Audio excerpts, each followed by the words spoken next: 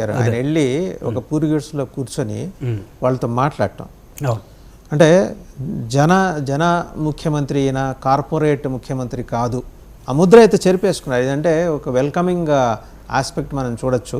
And ఇదివరకట్లాగా ఆయన ఏమి అంటే ఆయన మీద ఇంకో అబ్జర్వేషన్ నింద ఉండేది, అధికారులని భయపెట్టేస్తారు, పరిగెట్టిస్తారు, ఆయన నిద్రపోనియరని.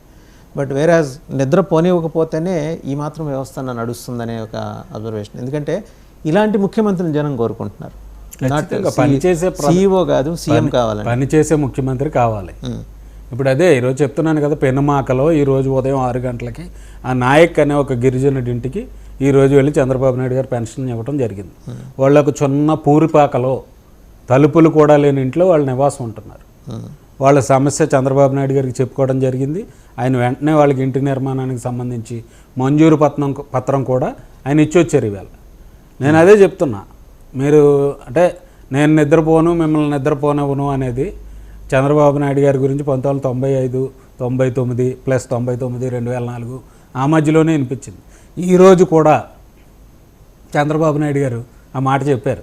మీరు విన్నారో లేదో పొద్దున్న చెప్పారు. నేను మళ్ళీ పాత తరం ముఖ్యమంత్రిని మీకు చూపిస్తా.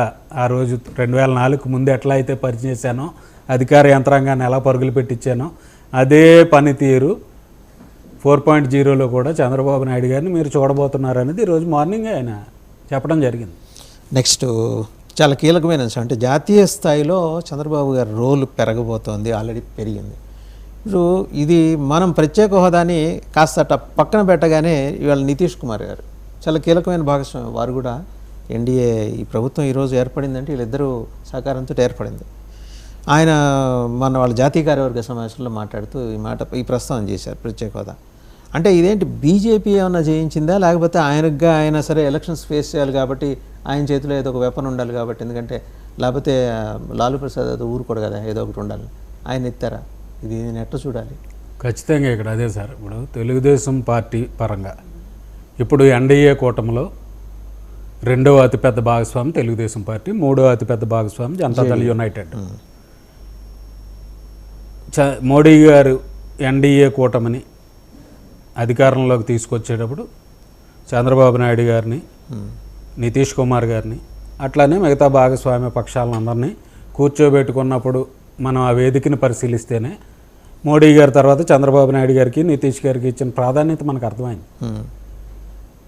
బీహార్ వరకు వాళ్ళు ప్రత్యేక హోదా డిమాండ్ చేస్తున్నారు. యాక్చువల్లీ మనం కూడా ప్రత్యేక హోదా కోసం డిమాండ్ చేసాం.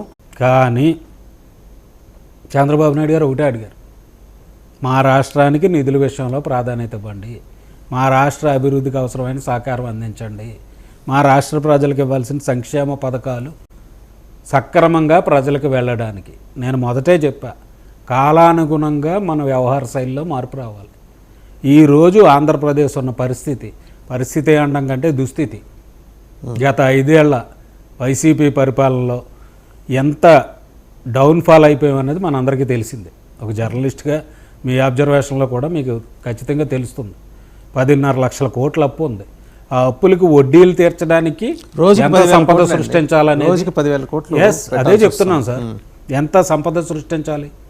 చంద్రబాబు నాయుడు గారు సంపద సృష్టించి అభివృద్ధి చేద్దాం, సంపద సృష్టించి సంక్షేమ పథకాలు ఇద్దాం, ఇవన్నీ ఒక ప్రణాళికబద్ధంగా చేస్తున్నప్పుడు ఖచ్చితంగా కేంద్ర సహకారం కూడా దీనికి అవసరం.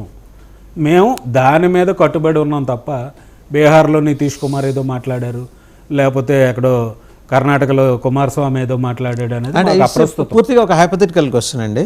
అది జరిగిపోతుందని కాదు, కానీ ఓకే బీహార్లో ఆయన అడిగారు.